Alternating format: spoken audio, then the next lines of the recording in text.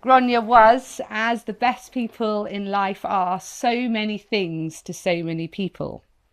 There was Grania, the free spirit, the learner, the lover, the reader, the hippie, the feminist. There was Grania, the business owner, the volunteer, the colleague, the advocate, the expert, the investigator. There was Grania, the daughter, the sister, the partner, the auntie, the neighbour. There was Grania, the grandmother, and there was Grania, the mum.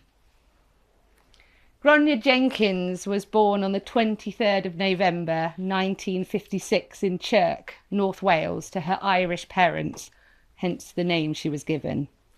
She was the baby of the family, following Eddie and Mary, who were 14 and 4 years old, respectively. Not long after she was born, her family moved to Shrewsbury, where she was brought up and where she had a happy childhood. Despite the age gap, Grania and Mary were close and idolised their older brother, who was kind and loving to his sisters. Their relationship continued into adulthood, and Grania loved being auntie to Hannah and Nick and Eddie's children, and it was great sadness to the sisters when Eddie died in his 50s. Grania left school with few qualifications, but an indomitable spirit that saw her move to Birmingham at just 18 years old to work at a play scheme. Away from the watchful eye of her rather Catholic parents, she could explore that little something that was bubbling inside her, the way of the hippie. And what better way to do that than head to Loddon in Norfolk to join Nick and the fine people at Selhouse Hall and live a life of free love. And it was there, at the age of 23, that she had her darling baby, Ella. With the help and support and love of her elders, Ella had the most wonderful baby in toddlerhood and was loved and protected.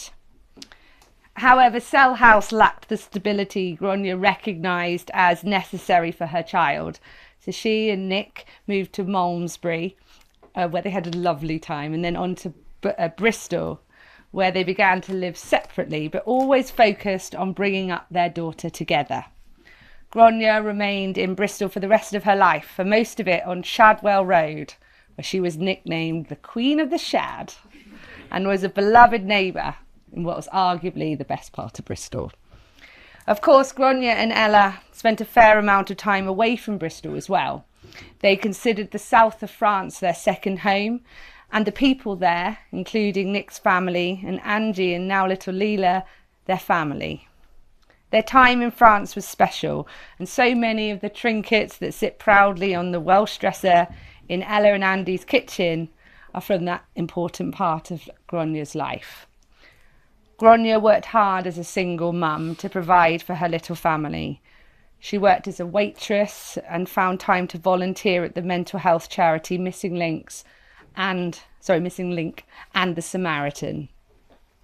In doing these jobs that solidified Grania's desire to advocate for justice and fairness for people who had been let down by society. So she put her heart and soul into learning and studying, taking her A-levels and then going on to higher education, eventually achieving her doctorate at the Tavistock when she was in her 30s.